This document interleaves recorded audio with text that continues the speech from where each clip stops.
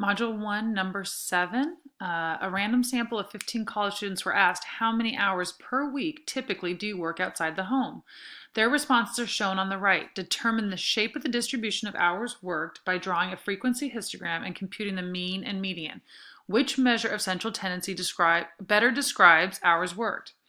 So in this case, you could either manually do it on your own or we can do it in StatCrunch. So let's go ahead and everything I'm going to do here is through StatCrunch. If you want to know how to do it manually, let me know. I will do something typed up because it just doesn't I don't have the tools to do it here in the video. So let's go to this little icon up here in the corner to open the data set in StatCrunch. Now I will warn you, depending on your pop-up blockers, you might have something that says, you know, like allow or not. Make sure you always have either your pop-up blockers turned off or somehow to ask for permission. So first, here's our data set. As you can see from right over here, it just copied it into one column. We're going to first do our histogram and then compare to the three options. So we have graph, histogram. We're going to select our column or variable. As you see here, it's VAR, short for variable, var1, and we're just going to click compute. And that's going to give us our histogram. As you can see, it looks just like this one over here. You can also check them over here. As you can see, that's different than those other two options.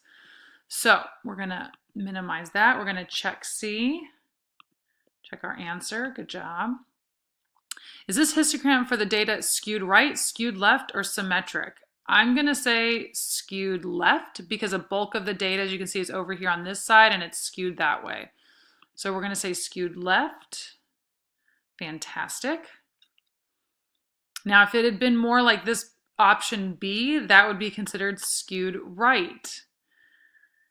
All right, the next part. The mean number of hours worked by college students outside the home is approximately blank hours. So we already know we're going to compute the mean and the median. So I'm going to show you how to do both at the same time.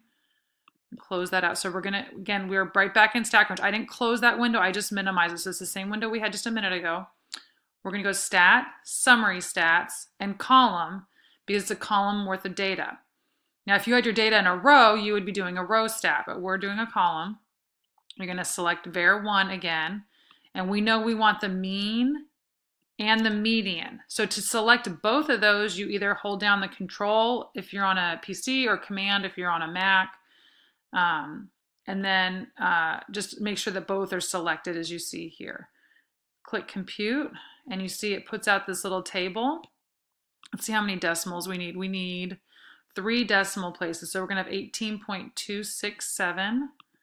Let's check that 18.267. Check answer.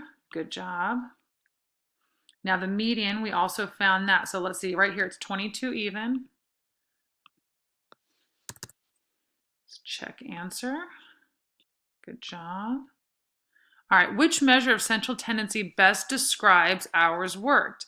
Now, remember, this is kind of a tough one because we don't have symmetric data. When we have symmetric data, the mean is the best measure of central tendency. When we have skewed data, it's typically the median. Let's double check that.